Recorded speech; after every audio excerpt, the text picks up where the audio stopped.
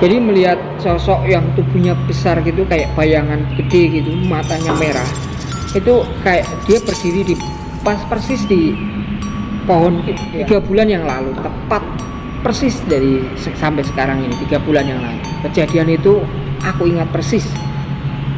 Jadi melihat sosok yang tubuhnya besar gitu, kayak bayangan gede gitu, matanya merah, itu kayak dia berdiri di pas persis di pohon, ya namanya pohon apa ya, kayak pohon cemara tapi nggak pohon cemara gitu. Nah itu di pas jembatan kembar di daerah perumahan, kanan kiri itu kayak jurang. Jadi aku masuk komplek itu sekisaran jam 1.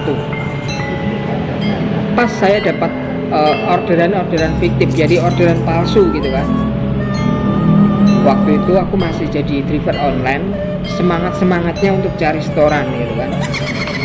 Nah pas kebetulan saya melewati di kawasan lampu merah di pom bensin persis di Candi itu, kawasan Semarang, Gombel ke atas itu, tepat di pas pom bensin bunyi aplikasi tweet gitu, langsung rutenya itu di perumahan Candi. Nah akhirnya saya langsung, kan dekat gak jauh dari lokasi pom bensin ke perumahan itu, nggak jauh, sekisaran setengah jaman lah. Wah ini jam segini, karena saya belum apa ya, belum pernah ngerti posisi tempat perumahan itu, dan kalau tahu tempat itu benar-benar angker.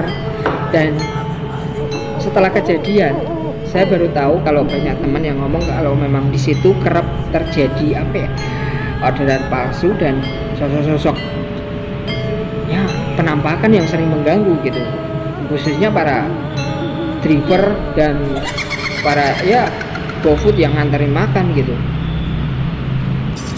Nah kebetulan saya tuh waktu itu langsung berangkat ke perumahan, udah muter-muter cari nomor titik itu, udah ketemu titiknya tapi nggak ada nomor rumah. Bahkan bertanya sama security, pos dari security dari komplek itu lumayan jauh, melewati patung-patung dan naik turun gitu. Karena perumahan itu kalau lurus tembusnya ke Gunung Pati, apa ya, daerah Segar Pencak lah, daerah Ketilang, daerah Semarang, Segar Pencak. Kalau lurus terus, memang konon cerita di situ sangat terkenal banget, sangat terkenal angker gitu.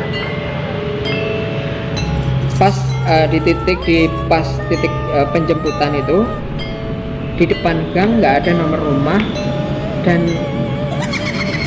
di chat itu di chat kalau obrolan tidak ada respon. Akhirnya tanya sama Pak Security. Pas tanya Pak Security yang ada di situ, ini nama ini nggak ada di situ. Wah udah terlanjur masuk, mana lumayan lah. Itu jam 1 malam sepi-sepinya, dan Pak Security cuma bilang gini, Mas kalau pulang hati-hati gitu, karena tempat ini malah istilah orang kerja malah ditakut-takutin gitu. Sempat shock juga dapat orderan palsu itu, tapi ya udahlah, memang belum rezekinya gitu kan. Tapi yang paling seru buat saya itu ketika pas pulang. Jadi pas pulang naik motor keluar dari komplek itu ada jembatan jembatan kembar gitu.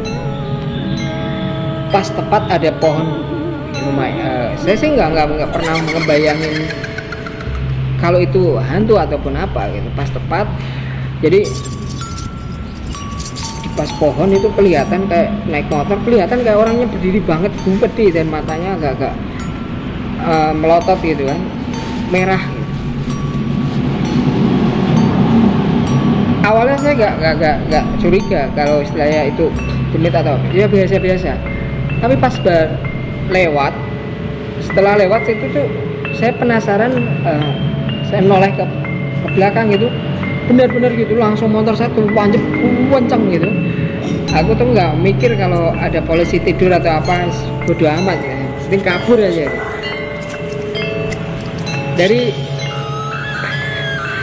Dari pengalaman itu saya tuh malah bukannya apa ya, teman-teman itu malah bikin ngakak gitu.